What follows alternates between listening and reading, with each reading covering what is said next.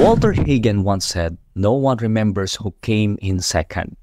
But not with this coldest Olympian from Turkey na pinag-uusapan ngayon sa buong mundo. He won second place pero mas nakatutok ang atensyon ng tao sa kanya kaysa sa nanalo pa ng gold. Hindi sa larangan ng basketball, boxing or weightlifting na sports kundi sa larangan ng sports pistol shooting. With his cold aura like a professional hitman, it made people curious. Who is this guy? A guy with white shirt and hand on his pocket, shooting casually, just won a silver medal in Olympics. Samantalang ang mga kalaban niya na may mga suot pang Geiger counter na parang sa Dragon Balls at punong-puno ng gadgets tulad ni Inspector Gadget. Who is this guy?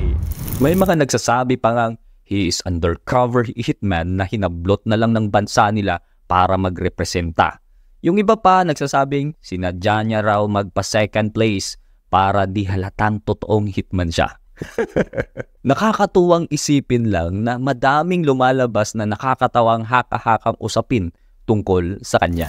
Kaya nga siguro di na ata masyadong napansin kung sino yung talagang nag-gold eh. Pero sino nga ba kasi itong coldest badass Olympian shooter na ito? Friend, this is Yusuf Dikeç. Born on January 1, 1973 sa Tasuluk, Turkey. He graduated with a degree in physical education and sports at naging part siya ng Turkish gendarmerie known as Jandarma. Isa itong military force na responsible sa pag-maintain ng public order and security sa mga rural areas. Ang buhay niya sa small town nila sa southern Turkey shaped his humble and relaxed personality. At ito nga ang napansin ng karamihan sa kanyang performance sa Olympics. But how did he end up in Olympics and became one of the most famous players? Pagkatapos sumali ni Yusuf sa Turkish Gendarmerie as a non-commissioned officer ay nagsimula siyang mag-compete sa sports shooting noong 2001. Dahil sa kanyang talent and dedication, napasama siya sa Turkish national shooting team. 2008 Beijing Olympics nung pinakaunang napasali si Yusuf sa Olympics. 5 beses na Olympics ang kanyang pinagdaanan bago pa man siya magkamedalya sa mixed team 10-meter air pistol event in 2024 Paris Olympics.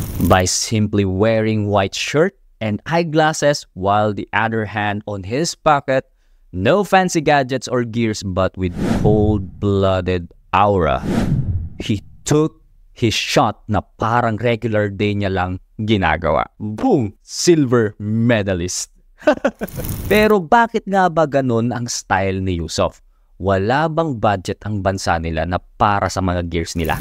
Well, ayon sa interview kay Yusuf, ang kanyang unique shooting style na walang gaanong gears at nakasuksok ang isang kamay sa bulsa habang tumitira ay hindi dahil sa lack of resources. Ito daw ay personal niyang choice dahil mas komportable siya sa ganito at mas relax siya na may tiwala siya sa kanyang kakayanan. Ang shooting style niya ang isa sa pinaka-rare na technique sa buong mundo because he shoots while both of his eyes open. This unconventional method helps him maintain better balance and stability. Naniniwala siyang mas importante ang paghasa sa personal na galing kaysa sa iasa sa gadgets and gears. Because of his unique dedication and style, millions of people around the world admire him. At dahil na rin siguro sa kanyang relaxed and laid-back personality, kaya madaming napapaisip pa rin na baka nga totoo siyang hitman at kinuha lang siya ng kanilang gobyerno para magrepresenta pero dapat low-key lang siya. Kaya okay na yung silver.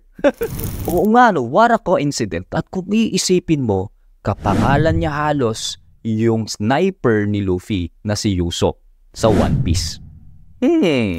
Well, for me, he is still the coldest badass Olympian I've ever seen.